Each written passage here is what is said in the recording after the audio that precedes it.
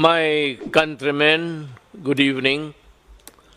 I am now addressing the nation together with the civilian, military, and police sectors, the organizations that would count in our enforcement of the laws to protect the people of the Republic of the Philippines. Pardon my broken Tagalog, pero sa mga kababayan ko, kayo, ako, do not panic. Huwag kayo masyadong may stress na parang hindi mo na magawa ang gusto mong gawin. Pwede pa rin, pero may restrictions tayo. May mga kondisyon dahil nga sa crisis. The crisis is very, very clear. COVID-19 is spreading all throughout the country, including the Philippines. Ang ano natin dito is there is no cure. Wala naman tayong mabili sa mga butika, pharmacy to buy the medicines to cure COVID-19. It's a virus. Ang panglaban lang natin dyan yung katawan natin na medyo in good health, na walang sakit. Yung medyo may mahina, make yourself healthier by whatever means, maybe food, vitamins, but most of all, try to obey what government is suggesting or ordering you to do.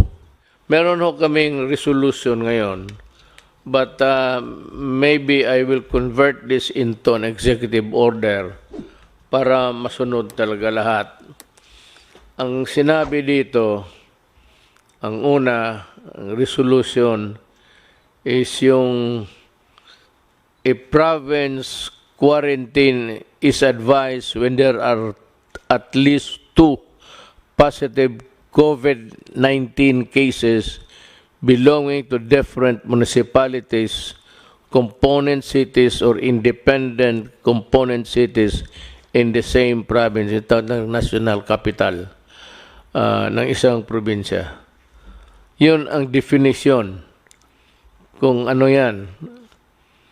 Ito namang LGUs which have imposed community quarantine in the respective jurisdiction upon the declaration of the state of calamity shall be allowed to access the relief response. Ang ibig sabihin ho, yung ano ninyo sa probinsya ninyo which you have prepared can now be utilized to the fullest with the help of the national government. Itong isa, work in the executive department. Yung departamento ko, yung akin, kasi tatlo yan. Department, ang executive department, ako. Then, Congress is another department. Independent to yan. Hindi kailangan sumunod yan. May sarili sila kung gusto nila. And the other department actually is the judiciary. Magkaiba kami, pero tingin ko, ang mga trabahante sa lahat sa gobyerno na may alam kung anong mga bagay, public works, tourism, nandito sa departamento ko. Yung public health, nandito sa akin. So sila yung inutusan kong mag-aral at ito nga yung mga resulta namin. So work in the executive department shall be suspended during this period.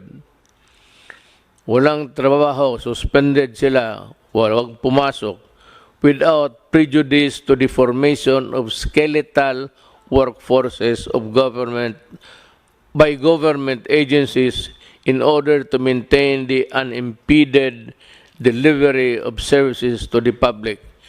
Ibig sabihin, sa mga opisina nasyonal, walang trabaho, pero may mga skeletal, yung mga few employees, volunteer or selected na sila ang muna to man the fort, ika nga, sila yung papatakbo ng departamento, but with a reduced workforce. Ito namang flexible work arrangement shall likewise be encouraged in the private sector. The Department of Labor and Employment and the Department of Trade and Industry shall issue guidelines to safeguard the welfare of workers. All manufacturing, retail, and service establishments are advised to remain in operation during said period, provided that strict social distancing measures are required to be observed by the respective management. Ibig kong sabihin sa pribado, labas sa gobyerno, ang trabaho tuloy-tuloy, pero ganun rin, reduce, ang skeletal pa medyo lang, yung pinili lang, at yung walang mga sakit, magtatrabaho sila.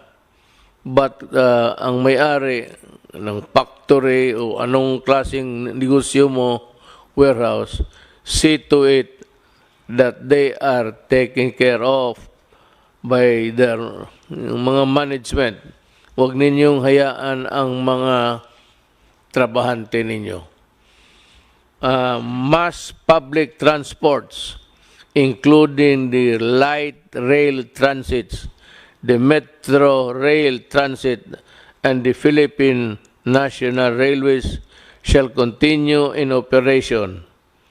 Tuloy-tuloy ho ang trabaho ninyo, provided the Department of Transportation shall issue guidelines to ensure social distancing in said public transport.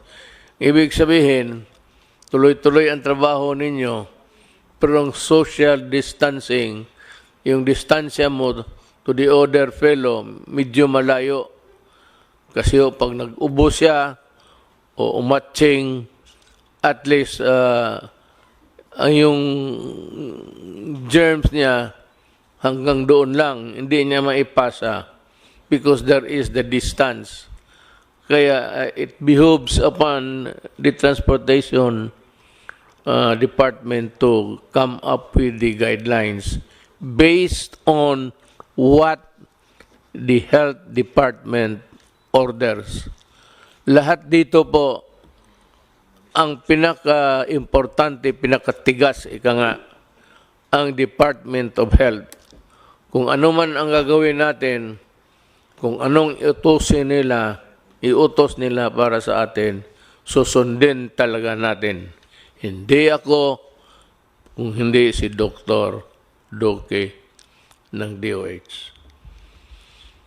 Land, domestic air, and domestic sea travel to and from Metro Manila shall be suspended beginning 15/2020,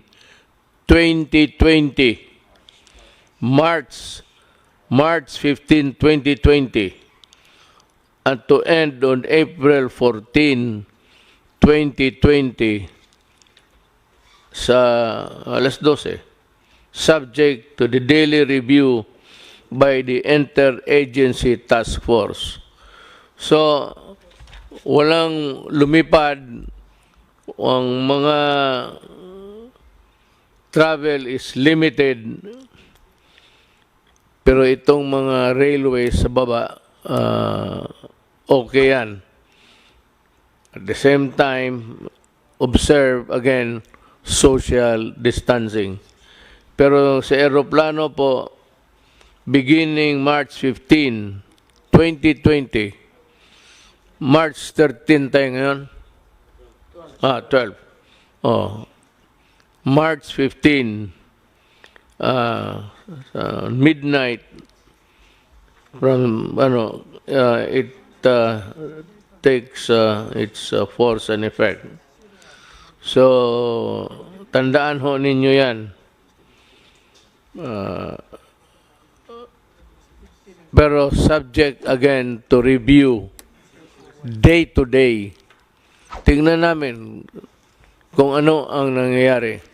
At yan lang po mga sir. Salamat po sa inyong panonood. Huwag kalimutan mag-subscribe para magiging updated kayo sa mga latest at trending balita sa ating bansa. Maraming salamat!